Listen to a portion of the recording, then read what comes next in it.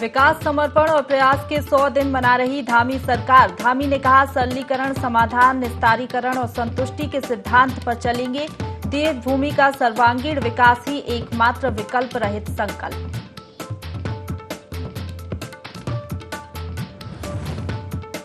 चंडीगढ़ में संपन्न हुई 47वीं जीएसटी काउंसिल की बैठक। वित्त मंत्री प्रेमचंद अग्रवाल रहे बैठक में मौजूद। जीएसटी क्षतिपूर्ति के लिए केंद्रीय मंत्री को सौंपा ज्ञापन।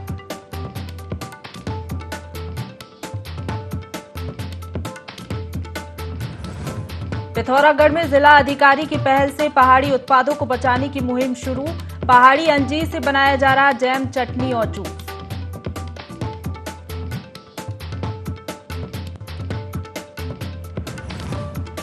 लालकुआ की डोली रेंज में सख्त हुआ वन विभाग। खनन में लगे कई वाहनों को किया गया सीज। आगे भी जारी रहेगी कार्रवाई।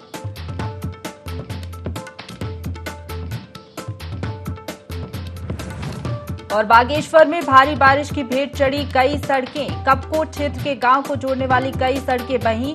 लोगों को आवाजाही में हो रही कई तरह की दिक्कतें।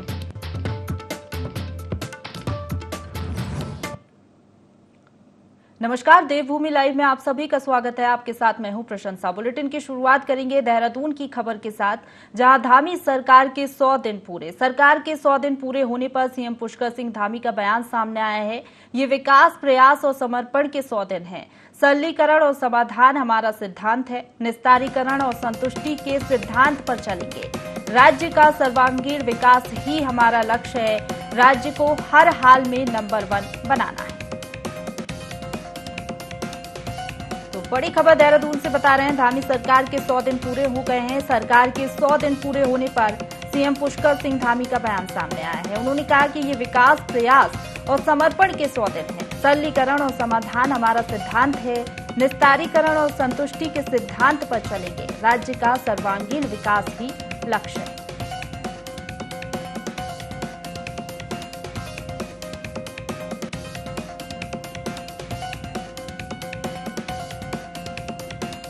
सीएम पुष्कर सिंह धामी ने इस मौके पर कहा कि राज्य को हर हाल में नंबर 1 बनाना है।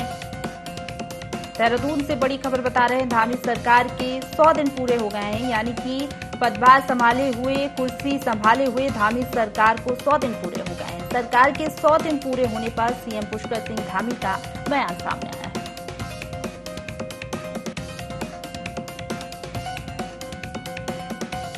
उन्होंने कहा कि ये विकास, प्रयास और समर्पण के 100 दिन हैं। सरलीकरण और समाधान हमारा सिद्धांत है। निस्तारीकरण और संतुष्टि के सिद्धांत पर चलेंगे। राज्य का सर्वांगीण विकास ही हमारा लक्ष्य है। राज्य को हर हाल में नंबर 1 बनाना है।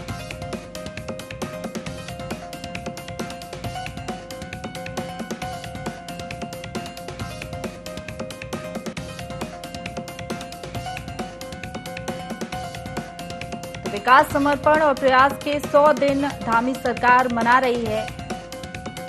धामी सरकार के 100 दिन पूरे हो गए हैं, सत्ता में आए, और सरकार के 100 दिन पूरे होने पर सीएम पुष्कर सिंह धामी का बयान सामने आया है। उन्होंने कहा, ये विकास, प्रयास और समर्पण के 100 दिन हैं। सरलीकरण और समाधान हमारा सिद्धांत है।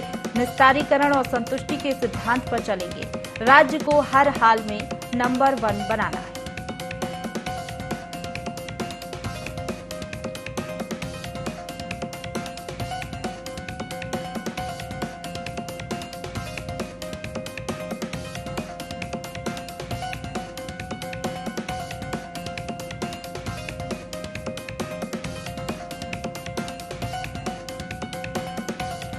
बड़ी खबर देहरादून से बता रहे हैं, धामी सरकार के 100 दिन पूरे हो गए हैं। सरकार के 100 दिन पूरे होने पर सीएम पुष्कर सिंह धामी का बयान सामने आया है। बता दें कि 100 दिन पूरे होने पर उन्होंने कहा कि ये विकास, प्रयास और समर्पण के 100 दिन हैं। तो धामी सरकार को पदभार संभाले हुए 100 दिन हो गए हैं। कुर्सी संभाले हुए 100 दिन हो गए हैं। सरकार के 100 दिन पूरे होने पर सीएम पुष्कर सिंह धामी का बयान सामने आया है। उन्होंने कहा कि ये विकास, प्रयास और समर्पण के 100 दिन हैं। राज्य का सर्वांगीण विकास ही हमारा एकमात्र लक्ष्य है। राज्य को हर हाल में नंबर 1 बनाना है।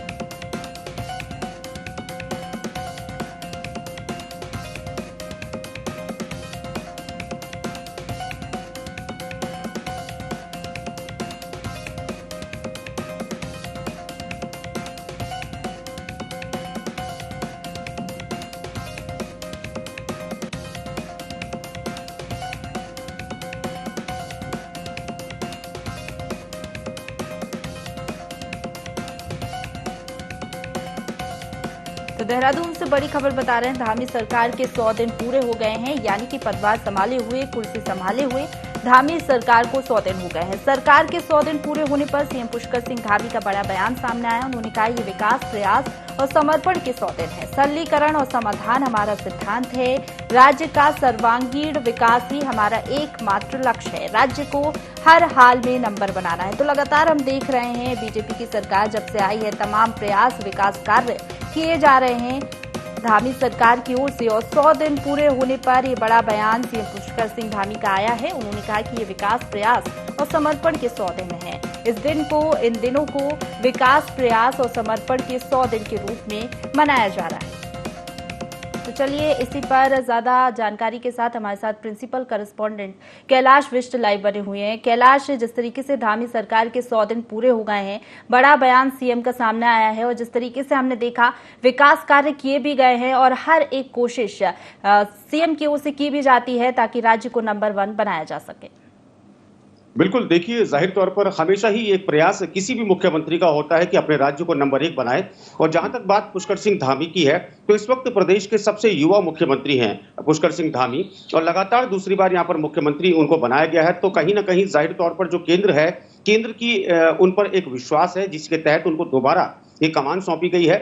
100 दिन का जो कार्यकाल था, बहुत ही महत्वपूर्ण कार्यकाल था। हम भी लगातार, हमारी टीम उनके साथ बनी रहती है, हम भी देखते हैं, जायजा लेते हैं और लगातार रिपोर्टिंग भी करते हैं। और जिस तरीके से उनके जो कार्य हैं, वो कार्य अभूतपूर्व हैं। उनके साथ साथ जो उनकी पूरी कैबिनेट है, वो पूरी कैबिनेट इसी तरीके से काम कर रही है कि जो प्रदेश में जितने भी विकास कार्य हैं, वो विकास कार्य पूरे हो सके। आपने देखा होगा प्रशंसा की लगातार जितने भी कैबिनेट मंत्री हैं, ये लगातार ये कोशिश करते हैं कि जितने भी विकास कार्यों को लेकर जो भी योजनाएं बनती है, उनको समय समय पर अधिकारियों के साथ बैठक की जाती है, क्योंकि निर्देशित उनको यहां पर मुख्यमंत्री द्वारा किया जाता है कि दूर बैठा कोई भी व्यक्ति हो, उस तक सरकार की योजनाएं पहुंचनी चाहिए। और ये मुख्यमंत्री की पहल भी है। उन्होंने विशेष यहां पर सूचना अधिकारी नियुक्त किया है, जिसके माध्यम से ये कोशिश मुख्यमंत्री की रहती है कि जो भी योजनाएं सरकार बना रही है, वो योजनाएं जन जन तक और घर घर तक पहुंचे। बिल्कुल। और जिस तरीके से विकास, समर्पण और प्रयास के 100 दिन यहाँ पर धामी सरकार मना रही है, तो क्या विशेष तरीके के कोई कार्यक्रम आयोजित किए जा रहे हैं? बिल्कुल, आज कई तरह के कार्यक्रम, आज मुख्यमंत्री आवास में है, जिसमें पुस्तक का विमोचन भी होगा, जिसमें जो 100 दिन का जो कार्यकाल है, 100 दिन में जो उपलब्धि रही है सरकार की, वो उसमें शामिल रहेगी। उसके अलावा और भी यहाँ पर कार्यक्रम होंगे। लेकिन जहां तक बात यहाँ पर जो लगातार 100 दिन की बात चल रही थी, इसको लेकर सरकार भी यही कोशिश कर रही थी।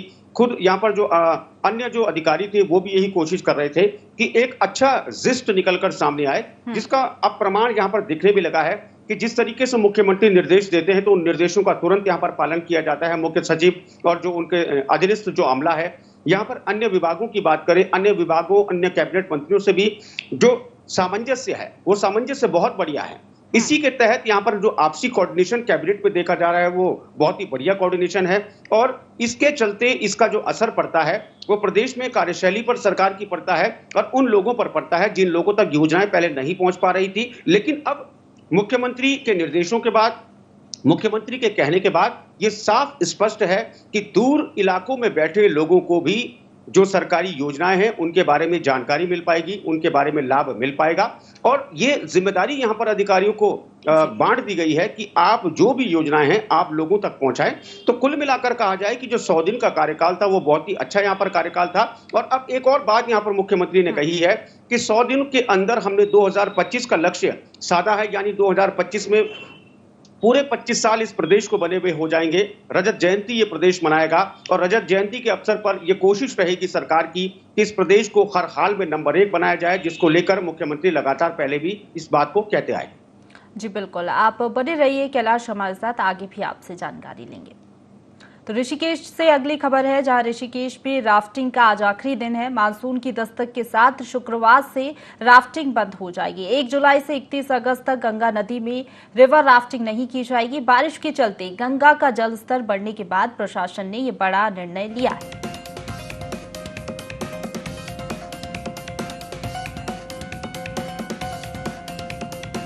तो ऋषिकेश में राफ्टिंग का आज आखिरी दिन है। मानसून की दस्तक के साथ शुक्रवार से राफ्टिंग की गतिविधियां बंद हो जाएंगी। जिस तरीके से हम देख रहे हैं मानसून ने दस्तक दे दी है उत्तराखंड में और लगातार मूसलाधार बारिश वहां पर हो रही है। 1 जुलाई से 31 अगस्त तक गंगा नदी में रिवर राफ्टिंग नहीं हो पाएगी। बारिश के चलते गंगा का जलस्तर बढ़ने के बाद प्रशासन ने ये निर्णय लिया है। तो पर्यटकों को किसी तरीके का खतरा ना हो, इसी लिहाज से ये फैसला प्रशासन की ओर से लिया गया है। लगातार हम देख रहे हैं बारिश हो रही है। बारिश के चलते गंगा का जलस्तर बढ़ने के बाद ये फैसला लिया गया है।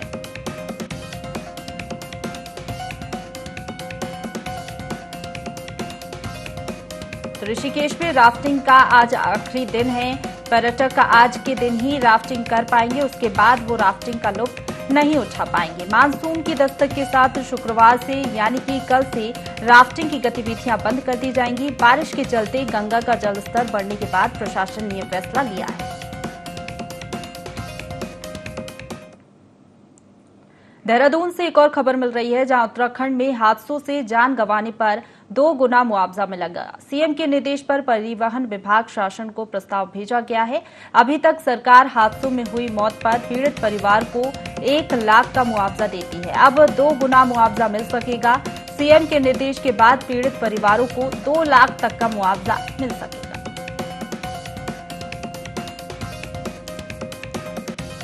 मुआवजा राशि बढ़ाने का ऐलान सीएम की ओर से किया गया है। उत्तराखंड में हादसों से जान गंवाने पर अब 2 गुना मुआवजा मिलेगा। अभी तक 1 लाख मुआवजा मिलने का प्रावधान था, लेकिन अब इसमें राशि को बढ़ाया गया है। सीएम के निर्देश पर 2 लाख तक अब मुआवजा किया गया है। पीड़ित परिवारों को अब 2 लाख तक मुआवजा मिल सकेगा।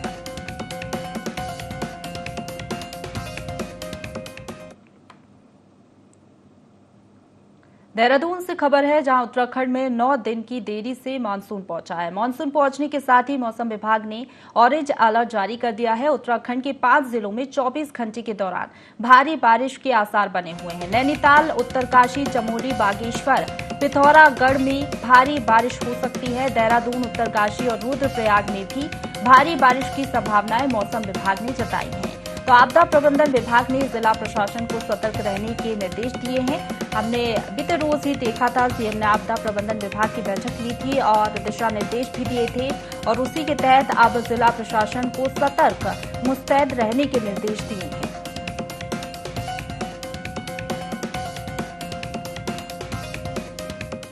चंपावत जिले के पाची और बाराकोट ब्लॉक में हुए पंचायत उपचुनाव की मतगणना शांतिपूर्ण तरीके से संपन्न हुई। पाची ब्लॉक की मछियार क्षेत्र पंचायत सदस्य सीट में हुए मतदान में कमला बागोटी ने इंदिरा देवी को 298 मतों से हराया। कमला बागोटी को 475 मत पड़े, तो वहीं इंदिरा देवी को 172 मत पड़े।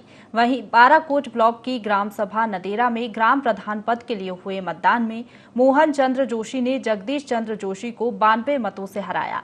जहां मोहन चंद्र जोशी को 198 मत पड़े, वहीं जगदीश चंद्र को 106 मतों पर संतोष करना पड़ा। बाराकोट ब्लॉक की सुंगरखाल ग्राम सभा से नैनराम निर्विरोध ग्राम प्रधान चुने गए। निर्वाचन अधिकारी के द्वारा चुने गए प्रतिनिधियों को प्रमाण पत्र दिया गया। ग्राम पंचायत सुंगरखाल से निर्विरोध प्रधान पद पर निर्वाचित हुआ हूँ। मैं सुंगरखाल ग्राम पंचायत के लिए विकास कार्यों के लिए हमेशा तत्पर रहूँगा। कहीं पर भी किसी भी ग्रामीणों के साथ में सहयोग में हमेशा तत्पर रहूँगा। मैं जनता का आभार व्यक्त करता हूँ। जिस प्रकार जनता ने मेरे को सहयोग किया, भारी बातों से मुझे विजय बनाया, मैं उनके विश्वास पर खरा उतरूंगा। जनता की जो भी आकांक्षाएं होंगी उनको पूरा करने की कोशिश करूंगा। उत्तराखंड में मानसून ने दस्तक दे दी है। मसूरी में देर रात से मूसलाधार बारिश हो रही है, जिस कारण एक मकान में मलबा और बारिश का पानी भरने से दीवार क्षतिग्रस्त हो गई। लगातार बारिश से मलबा से सड़कें बाधित हो रही हैं। यात्रियों को काफी परेशानियों का सामना करना पड़ रहा है, साथ ही दुर्घटनाओं का भी डर बना हुआ है।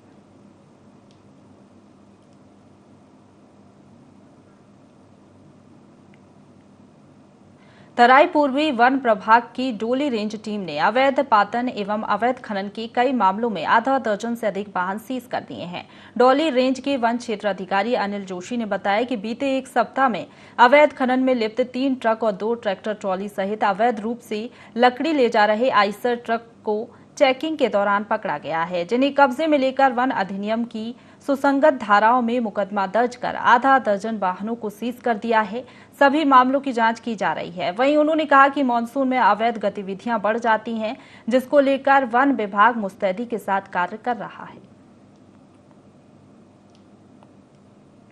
विगत एक सप्ताह में अवैध खनन और अवैध पादन के विरुद्ध कड़ी कार्रवाई करते हुए हमारे डोली रेंज की टीम के द्वारा 6 वाहन सीज किए गए हैं और आगे भी कार्रवाई जारी है और टीम को चाक चौबंद कर दिया गया है। और आने वाले सीजन बरसात का सीजन है, जिसमें कि चोरी चकारी भी जंगल से बढ़ जाती है, तो इसके लिए भी जो वनकर्मी है उनको अलर्ट किया गया है। इसी पर ज्यादा जानकारी के साथ हमारे साथ संवाददाता मुन्ना फोन लाइन पर जुड़ गए हैं। मुन्ना, लगातार हम देख रहे हैं जो अवैध उत्खनन है वो हो रहा है। इस पूरे मामले को लेकर जब बारिश होती है तब ये ज्यादा बढ़ भी जाता है, तो इस पूरे मामले को लेकर अभी वाहन तो सीज किए गए हैं और आगे क्या कार्रवाई की जा सकती है?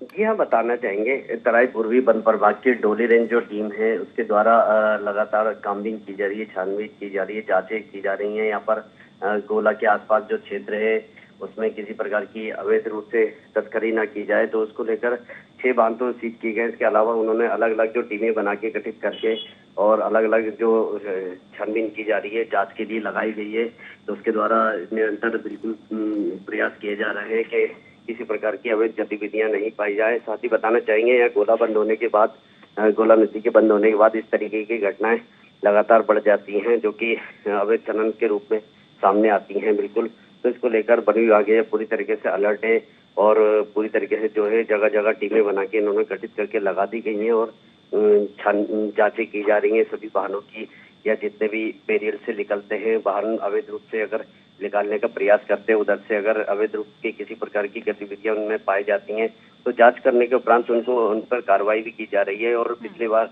भी देखने को मिला था, लंबे समय तक बिल्कुल वन विभाग के द्वारा कार्रवाई की गई, जिसमें उन्होंने पिछले बार भी दर्जनों गाड़ियां जब्त की थी एक साथ ही कुछ ही दिनों में। और कई बार ये मामला आए दिन सामने आता है कि अवैध जो तस्करी करने वाले हैं वो बाज नहीं आते और इस तरीके की घटनाओं को अंजाम देते हैं, तो उसको रोकने के लिए पूरी तरीके से जो है वन विभाग पूरी तरीके मुझसे दिखाई दे रहा है। जी चलिए, बहुत शुक्रिया आपका तमाम जानकारी हम तक पहुंचाने के लिए।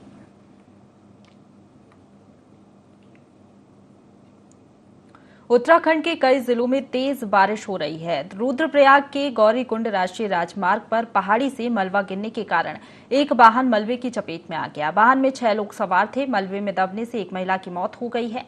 सूचना मिलने पर रेस्क्यू टीम मौके पर पहुंची। एसडीआरएफ और एनडीआरएफ की टीम ने रेस्क्यू कर घायलों को बाहर निकाला और अस्पताल भर्ती कराया।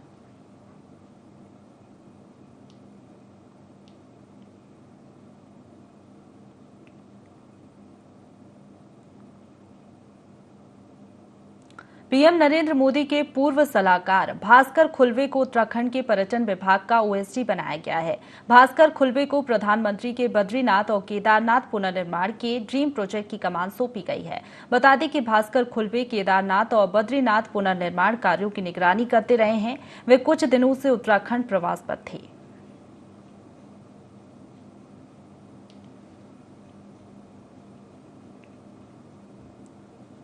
उत्तर रेलवे के मुरादाबाद मंडल के जीएम आशुतोष गंगल कोटद्वार पहुंचे, जहां उन्होंने कोटद्वार रेलवे स्टेशन का निरीक्षण किया। निरीक्षण के दौरान स्थानीय लोगों ने जीएम के सामने अपनी समस्या रखी। साथ ही कोटद्वार से दिल्ली के बीच चलने वाली मसूरी एक्सप्रेस को फिर से चलाने की मांग की। आपको बता दें कि कोटद्वार से दिल्ली के बीच रात में मसूरी एक्सप्रेस चला करती थी, जो कि कोरोना काल में बंद कर दी गई थी, लेकिन उसके बाद से लेकर अब तक उसका पुनः संचालन नहीं हो सका, जिसको लेकर स्थानीय लोगों ने अपनी बात रखी। बता दें कि जीएम आशुतोष गंगल का ये दौरा कोटद्वार से दिल्ली के बीच चलने वाली सिद्धबली एक्सप्रेस की स्पीड लिमिट को लेकर था, जिससे कि सिद्धबली एक्सप्रेस की गति को और बढ़ाया जा सके। मेरा दौरा मंडल रेल प्रबंधक और हेडक्वार्टर से, नॉर्दर्न रेलवे हेडक्वार्टर से मेरे सहयोगियों के साथ मुख्यतया कोटद्वार से जो हमारा सेक्शन है जो नजीबाबाद होते हुए और फिर मुअज्जमपुर से गजरौला के बीच में जो सेक्शन है उसमें स्पीड लिमिट लगी हुई है, सिग्नलिंग का वर्क चल रहा है। उन कार्यों की समीक्षा करने के लिए जिससे हम यहाँ पे स्पीड बढ़ा सकें। उत्तराखंड के लाल देहरादून निवासी अमर शहीद मेजर भूपेंद्र कंडारी की पुण्यतिथि पर उन्हें श्रद्धांजलि अर्पित करने सैनिक कल्याण मंत्री गणेश जोशी पहुंचे। शहीद मेजर कंडारी राजपूताना राइफल्स में थे और वर्ष 2003 में राजौरी में आतंकवादियों से एक मुठभेड़ के दौरान वीर गति को प्राप्त हुए। शहीद को भारत सरकार ने मरणोपरांत सेना मंडल से सम्मानित किया। शहीद को श्रद्धांजलि अर्पित करते हुए सैनिक कल्याण मंत्री गणेश जोशी ने कहा कि उत्तराखंड राज्य और देशभक्तों की भूमि है। प्रथम विश्व युद्ध से लेकर आज तक राज्य के हजारों रणबांकुरे भारत माता की रक्षा के लिए अपने प्राणों की आहुति दे चुके हैं। हमारी सरकार की संस्कृति में है कि शहीदों को उनका वाजिब सम्मान दिलवाया जाए। शहीद हमारे समाज के अमूल्य रत्न हैं। राज्य के इतिहास में पहली बार ऐसा हुआ है कि राज्य के समस्त 1734 शहीदों को सामाजिक सम्मान दिलाने और उनका आशीर्वाद प्राप्त करने के लिए इन शहीदों के आंगन से पवित्र माटी एकत्रित कर सैन्य धाम में लाई गई हो।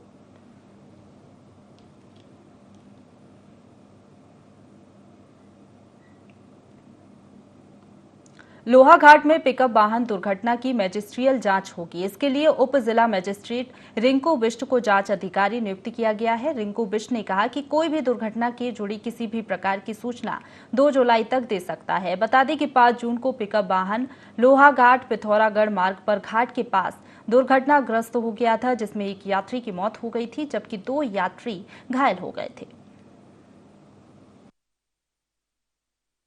खटीमा से एक पिकअप आ रहा था, सब्जी का वाहन खटीमा से पिथौरागढ़ जा रहा था, तो घाटनामा के स्थान पर लगभग रात के 9 से 9:30 बजे के करीब दुर्घटनाग्रस्त हो गया है और इसमें एक के मौके पर ही मृत्यु हो गई थी, 2 यात्री घायल थे। 17 जून को डीएम साहब द्वारा इसमें एक मजिस्ट्रियल जांच बैठाई गई है, जिसमें कि मुझे जांच अधिकारी नामित किया गया है। इसमें सभी संबद्ध और असंबद्ध पक्षों को अगर कोई भी लिखित या मौखिक बयान देना चाहता है तो इसके लिए 15 दिन का उनको टाइम दिया गया है। पुलिस विभाग, परिवहन विभाग और चिकित्सा विभाग, तहसीलदार से रिपोर्ट मांगी गई है और उसके बाद में सभी पक्षों की जांच के उपरांत ही स्पष्ट हो पाएगा कि किन कारणों से दुर्घटना घटित। हल्द्वानी पुलिस अवैध मादक पदार्थों की तस्करी को लेकर अभियान चला रही है, जिसके तहत वन भूलपुरा पुलिस और एसओजी ने चरस के 2 तस्करों को गिरफ्तार किया है। पकड़े गए आरोपियों के पास से पुलिस ने 2.25 किलो चरस बरामद किया है।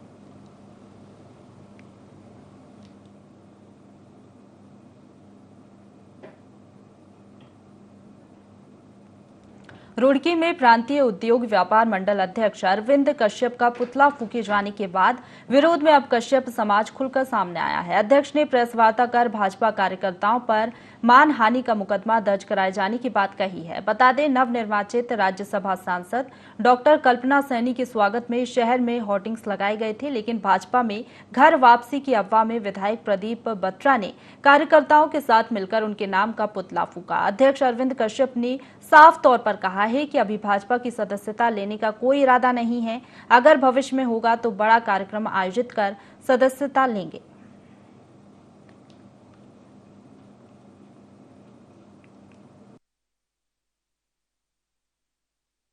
समाज के द्वारा हम 1-2 दिन में बैठ के बात करेंगे और जैसा उन्होंने किया है हम उसका पूरा जवाब देंगे, क्योंकि समाज में बहुत रोष है। मेरे पास बाहर से भी बहुत फ़ोन आ रहे हैं, क्योंकि इसमें जो है सभी व्यापारी हैं, इसमें कांग्रेस के भी हैं, भाजपा के भी हैं।